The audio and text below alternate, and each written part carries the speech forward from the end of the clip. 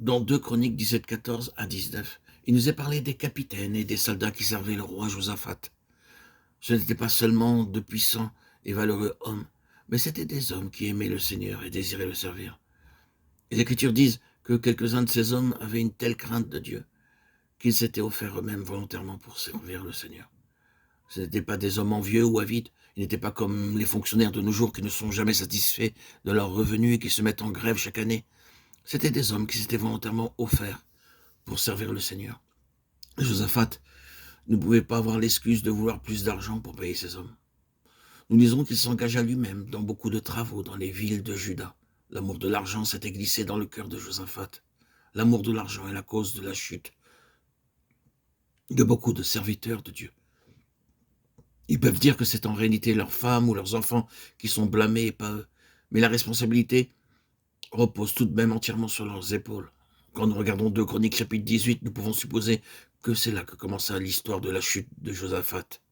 Cependant, si nous lisons attentivement, nous voyons que l'histoire commence réellement au chapitre 17, verset 13. Il fit beaucoup de travaux dans les villes de Juda. À première vue, nous pouvons considérer cette faiblesse en Josaphat comme insignifiant. Mais nous devons nous rappeler que cette petite faiblesse le conduisit plus tard à une grande chute. Il est vrai que Josaphat engagea beaucoup de travaux, devint de plus en plus prospère et amassa une grande richesse. Mais le diable utilisa cet amour excessif de l'argent pour l'affaiblir. De la même manière, Satan veut d'abord avoir une petite entrée dans vos vies pour ensuite vous ruiner complètement. Nous lisons dans 2 Chroniques, chapitre 18, verset 1, que Josaphat fit alliance avec Achab. Achab fut un des plus mauvais rois qui ait jamais régné sur Israël. Un roi, 16-30-33. Et c'est avec un tel roi que Josaphat fit alliance. Quand nous devenons nous-mêmes prospères, riches et très connus, nous sommes tentés de rechercher l'amitié de ceux qui sont aussi fortunés que nous dans le monde. Nous aimons être en de bons termes avec celui qui est riche ou qui a une bonne situation. Beaucoup de gens aiment aller à des dîners, non seulement pour les bonnes choses qu'ils pourront y manger, mais aussi avec l'espoir de rencontrer là des gens importants. Ils éprouvent un plaisir particulier à dire à leurs amis « Je connais monsieur un tel, personnalité bien connue.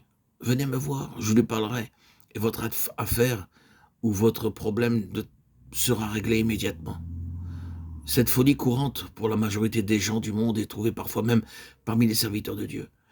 Ils n'ont pas de temps pour prier ou pour étudier la Bible parce qu'ils sont toujours occupés avec leurs enfants et les enfants des autres, cherchant à les faire admettre dans des collèges ou à les marier. Pendant ce temps, ils pensent qu'ils servent le Seigneur. Petit à petit, ils ont de moins en moins de fardeau de prière. Ils commencent à adopter de plus en plus les manières et les méthodes mondaines et se compromettent avec leurs amis mondains. Ils portent de moins en moins d'attention à Dieu et à sa parole. Maintes serviteurs de Dieu ont employé des méthodes mondaines jusque dans leur service.